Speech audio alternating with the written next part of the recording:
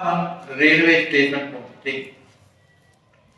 प्रेमाचार्य प्रभु को देखते ही लोग नमन करने लगे। जैसे स्टेशन पहुंचे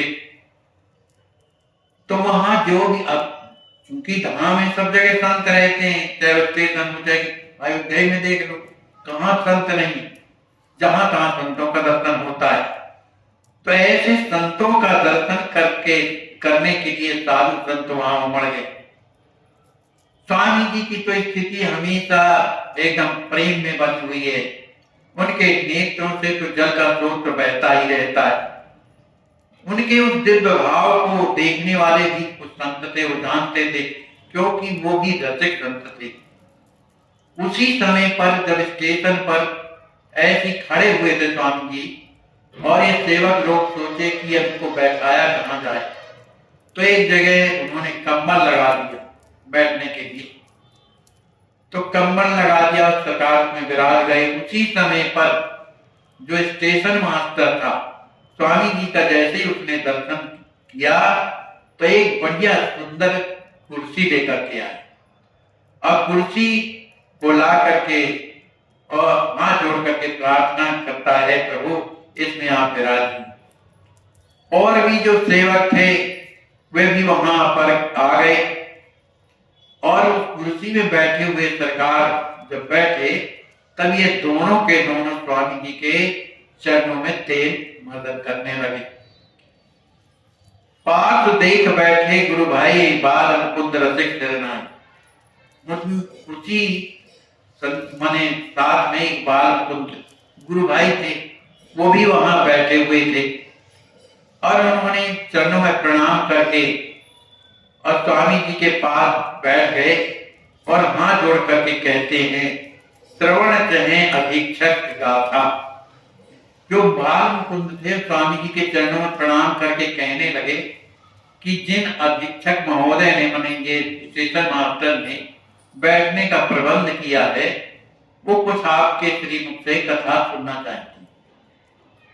तो स्वामी जी बोलते हैं बड़े प्रेम के साथ, कहते हैं, अब आपसे बढ़कर के भाग्यशाली कौन होगा। स्टेशन मास्टर से कहते हैं, जो पायो धाम वास प्रभु गेहा, आपको भगवान श्याम सुंदर का परम पावन धाम घर मिला है, जिससे बढ़कर के आप के ऊपर भगवान की क्या कृपा हो सकती। और जहां नित्य हजारों संत आते हैं, उनका दर्शन लाभ आपको प्राप्त होता है। इस बात को सुनकर के जो स्टेशन मास्टर थे, वो हाथ जोड़ करके बोलता है, कहने लगा, प्रभु मेरा जीवन कैसा है, जैसे जिस तालाब में कमल खिलता है और उस कमल में मकरंद होता है, लेकिन मेढक उस मकरंद की गंध को नहीं जानता।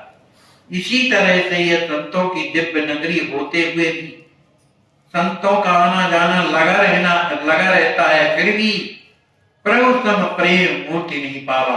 आप जैसे महान प्रेमी का मैंने आज तक दर्शन नहीं किया। ऐसा कह करके वह स्टेशन मास्टर स्वामी जी के चरणों में गिर गया और रोने लगा और कहने लगा, प्रभु इस संसार में अलग होने की जो औषधि है वो तो आपने दिया, ऐसा किसी ने उपदेश नहीं किया। दूर ना भई दे की खानी, कितने संत आए, उनका मैंने आशीर्वाद लिया, उनके प्रवचन सुने, लेकिन जो औषधि आपने दिया ऐसी औषधि किसी ने नहीं दिया। सदगुरु वैद्य आज मैं पायो, कोटि जन्म की प्यास मिटाए। आप जैसे सदगुरु मुझे वैद्य के रूप में मिले, मुझे जो बूटी दिया आपने, मुझे तो लगा कि मेरे जन्म जन्म की जो प्यास थी वो मिट गई। आंख मूंद बैठा आई, आज कृपा कर दियो जनाई। मैं तो आंख मूंद करके ही आपके पास बैठा था, लेकिन आपने मुझ पर कृपा किया। इस संसार में जो सो रहा था, मैं संसार को ही सब कुछ समझ रहा था, आपने मुझे जागृत कर दिया। स्वामी जी उसके उस भाव को सुन करके अत्यंत प्रसन्न होते और उस स्टेशन मास्टर के सिर में अपना कर कमल आशीर्वाद। बचना अमृत सुन पंडित आए, पुत्र बुलाए चरण लपटाए, श्री वृंदावन धाम निवासी पढ़े संस्कृत पावन काशी। स्वामी जी के प्रवचनों को सुनकर के, अब ये कोई प्रवचन थोड़ी है, वो तो भगवान की रथ की ओर जो ले जाने वाली जो एक प्रकार की यात्रा है, जिसके समझ ये बातें सबके समझ में नहीं आती हैं। जो जाने देव जन, है ना, वो प्रेम पंथ है, ये सबके समझ में नहीं आता। तो वहां पर एक पंडित जी थे जो काशी के बड़े प्रकांड विद्वान थे। उन्होंने स्वामी जी के इस वचनामृत को जब सुना, बड़ा प्रसन्न हुआ कि ये स्वामी जी जो कहते हैं ये तो शास्त्रों से परे, जो सबके समझ में। उसके 4 पुत्र थे, वो भी काशी में पढ़ के परम विद्वान थे। तो उसने अपने 4 पुत्रों को बुलाया, बुला करके प्रणाम करवाता है और कहता है, स्वामी जी ये पुत्र जो हैं बड़े संस्कृत के विद्वान तो हैं, लेकिन फिर भी इन्हें क्या करना चाहिए, कृपा करके इन्हें मार्गदर्शन दें। स्वामी जी ने उन्हें अपने समीप में बैठा लिया, उन विद्वानों को। जानी भक्ति गुण ज्ञान प्रवीणा, बोले वचन सुनो मति दीना, कर्म कांड वैष्णव हितकारी, समाधान प्रभु करे निवारी। उन 4 पंडितों ने, काशी के प्रकांड विद्वान थे, उन्होंने हाथ जोड़ करके कहा कि प्रभु वैष्णव के लिए कर्म कांड जो है उसके लिए मंद बताया गया है, कर्म कांड अतिमंदा मंद बताया गया है। और हम लोग यही काम करते हैं, इधर यज्ञ कराना उधर कुछ भी करना। तो आखिर हम वैष्णव होकर के हमारा हित क्या इसमें होगा? आप कोई ऐसा रास्ता बताइए, इसका समाधान कीजिए। तो प्रभु से जब विनती किया तो स्वामी जी कहने लगे, भैया वेद विहित वैष्णव विधि पावन, कर्म कांड विधि समय स्वभाव। स्वामी जी कहते हैं अगर वेद विधि माने विधि के द्वारा अगर कर्म कांड अगर किया जाता है तो वो कर्म कांड सब प्रकार से अच्छा माना जाता है। अपने स्वार्थ के लिए अगर कर्म कांड किया जाए, झूठ बोला जाए, कुछ भी किया जाए, वो अधर्म कहलाता है। अपनी प्रतिष्ठा के लिए, अपनी पूजा के लिए यदि इस तरह का कर्म कांड किया जाता है तो अत्यंत ही वो कष्टदायी। तो इस संसार को आप लोग सीए राम में जान करके, है ना, उनका पूजन करिए। पूजन जो भी कार्य उनका पूजन कर लिया, ऐसा करने से वो आपको क्या है, धर्म होगा, क्योंकि भगवान के निमित्त किया जा रहा है। जब तक देह भान मन होई, परम विरक्त कहाँ न कोई। जब तक मैं हूं, मैं कर्म कांड करवा रहा हूं, मैं ये कर रहा हूं, मैं सेवा कर रहा हूं, मैं ये कर रहा हूं, इस तरह का अगर शरीर में अगर अभिमान है तो भले वो विरक्त क्यों ना हो, उसका विस्तार नहीं। स्वामी जी बोले, जो केवल निज ईष्ट उपासी, सब तज भजत एक अविनाशी, तेना ही न कांड की कोई, स्वयं जरूरत कहो न होई। स्वामी जी कहते हैं जो अपने इष्ट मन जो इष्ट मानता हो, सीताराम, राधा कृष्ण, लक्ष्मी नारायण, किशोर को भी अगर इष्ट मानता है, अगर केवल उन्हीं का वो भजन मानता है और उन्हीं का संपूर्ण संसार में स्वरूप समझ करके अगर सेवा करता है तो उनका कर्म कांड उनको गिराने में बाधक नहीं होगा, वो साधक बन जाता है ना। साहु होवे साहु सदन, करते नित्य निवास, तदापि लोग क्यों चाहते चोर चोर घर बार। उन पंडितों ने कहा कि स्वामी जी जैसे कोई साहू है ना, तो साहू दूसरे के भवन में निवास क्यों नहीं करता, है ना, माने साहू के घर में निवास करता है। इसी तरह से जो चोर है वो चोर के घर में निवास करता है। ऐसा ही आदमी ये क्यों होता है, माने चोर से बात वो प्रसन्न रहता है, बुरा कर्म करने वाला बुरे कर्म से संपर्क करता है।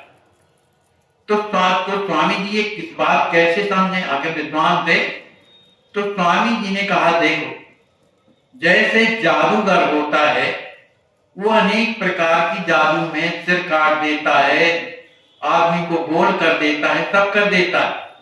और लोग अचंभित हो जाते हैं कि भैया वो गया कहाँ, जब इतना बड़ा शरीर था और ये गया कहाँ। लेकिन इस बात को जमुड़ा अच्छी तरह से जानता है कि कुछ नहीं था वैसे ही। इसी तरह से ये जो संसार में जो कुछ भी हो रहा है, इसको प्रभु की लीला समझ करके अगर जीवन निर्वाह करे तो उसे दोष नहीं लगता है। वो बुद्धि समाप्त हो जाती है, कौन अपना कौन पराया, उस सब में परमात्मा का दर्शन करता है। तो साधु साधु साधु से प्रेम करते हैं, चोर चोर से प्रेम करते हैं, साहू साहू से प्रेम करते हैं। तो इनमें क्या है, वो भावनाएं समाप्त हो जाती हैं। क्योंकि अगर साधु साधु से प्रेम करे है और चोर चोर से प्रेम करे तो ये आपकी दृष्टि में चोर है, आपकी दृष्टि में वो साधु है।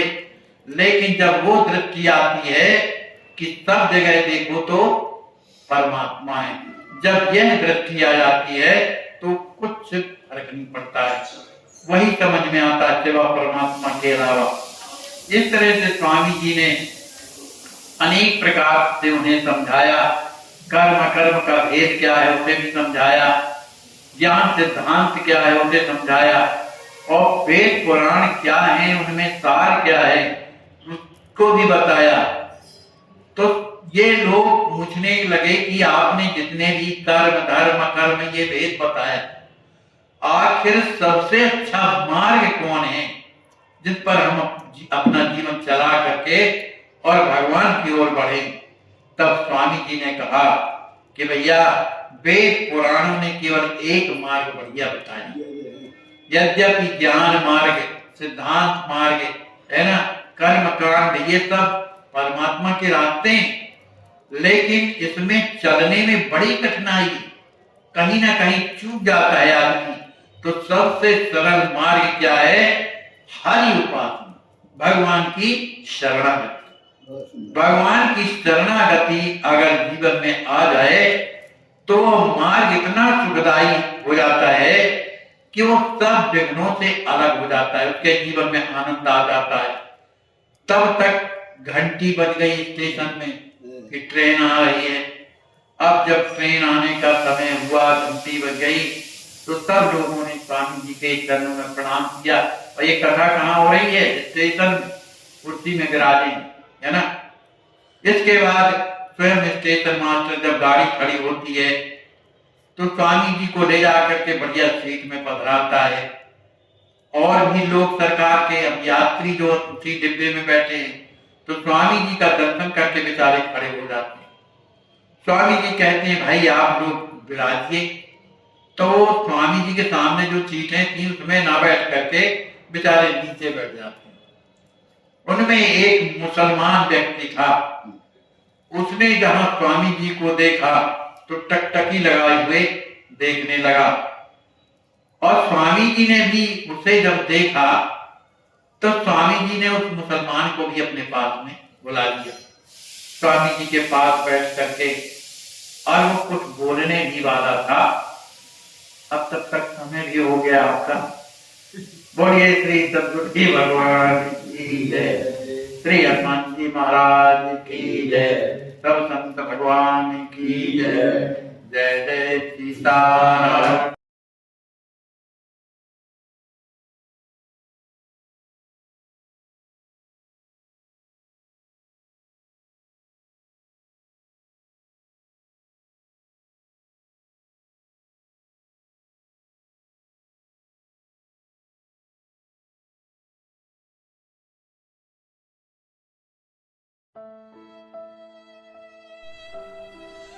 इनको लकवा मारने के बाद 1 महीने तक अपने बिस्तर पर पड़े रहे।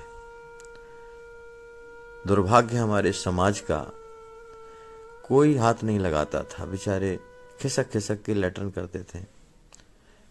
आज अस्वस्थ संत सेवा ट्रस्ट आपकी देख रहे हैं आप किस प्रकार से स्नान करा रही है, और इनको हर प्रकार के इलाज की सुविधा अब चलने लगे हैं ये।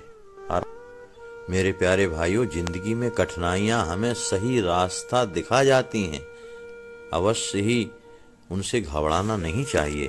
जय श्री राम। आपकी अस्वस्थ संत सेवा ट्रस्ट के द्वारा इन्हें लखनऊ मेडिकल कॉलेज भेजा गया है ऑपरेशन के लिए।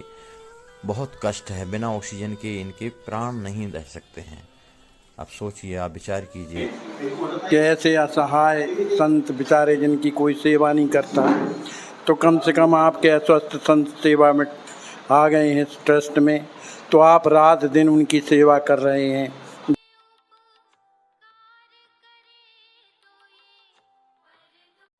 आपकी अस्वस्थ संत सेवा ट्रस्ट के द्वारा इन्हें लखनऊ मेडिकल कॉलेज भेजा गया है ऑपरेशन के लिए। बहुत कष्ट है, बिना ऑक्सीजन के इनके प्राण नहीं रह सकते हैं।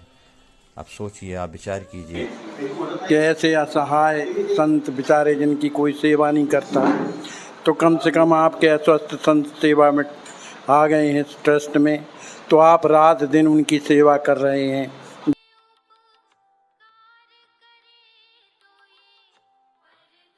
इंसान को कठिनाइयों की आवश्यकता होती है, क्योंकि सफलता का आनंद उठाने के लिए जरूरी है। जय श्री राम।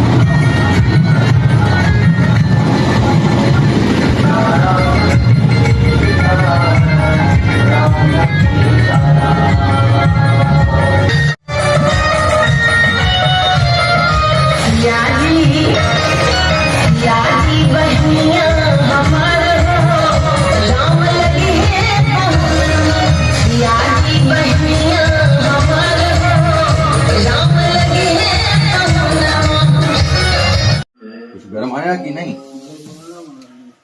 अभी कम गरमाया है, नीचे से गरमाया, ऊपर नहीं गरमाया है। हाँ देखो, ऊपर ठंडा है, ऊपर हम हाथ से गरमा देते हैं। आज आप फंस गए, आज आप फंस गए। अब आप रोज जो है ना इतना कर लिया करिए, कड़वा तेल लगा लिए तो ये जो है इनके भी फूल जाते थे पैर, लगाते कभी नहीं लगाते हैं देवता,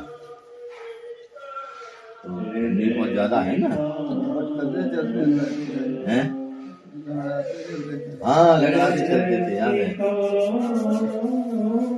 रखिए, ये कुछ हाथ गर्मा गए। हाँ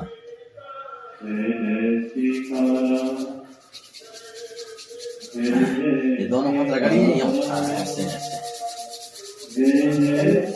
दंडो दंडो दंडो दंडो ले लीजिए।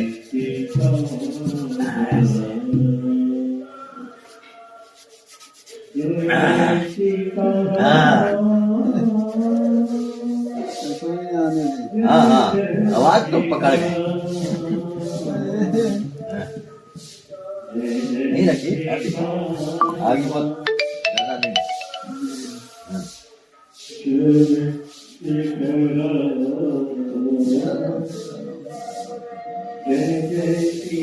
इतना रोज कर लिया करिए, थोड़ा सोते समय कपड़ा की चिंता न करिए। देखिए अभी हम पहुंचे देते हैं आपका, ठीक है? पहुंच दे। उसी का कपड़ा नहीं होगा, बढ़िया लग रहा है। हाँ अरे आप चिंता मत करिए, बढ़िया गर्म पानी में कपड़ा साफ कर देंगे जब धूप निकलेगी, चिंता न करिए। और ये इतना कुछ जाएगा ना तो फिर कपड़ा गंदे नहीं।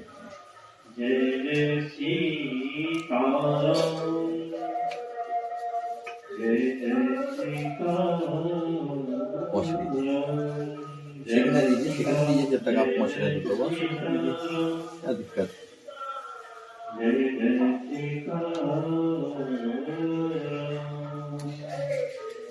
मोजा पहनेंगे, मोजा मोजा पहनेंगे, तो इसे सेंटर में जाकर निकालना पड़ेगा हर सामान। कपड़ा के जूता मंगा देते हैं, आराम से लखनऊ का कर लिए।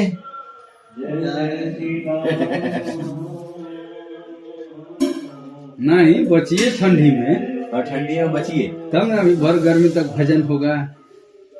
एक महीना की ठंडी और श्री मोनी माता जी के लालजी बड़े निर्धन गिरे पहाड़ से, कोई न पूछे हाल, करोड़पति को कांटा लगे तो पूछें लोग हजार।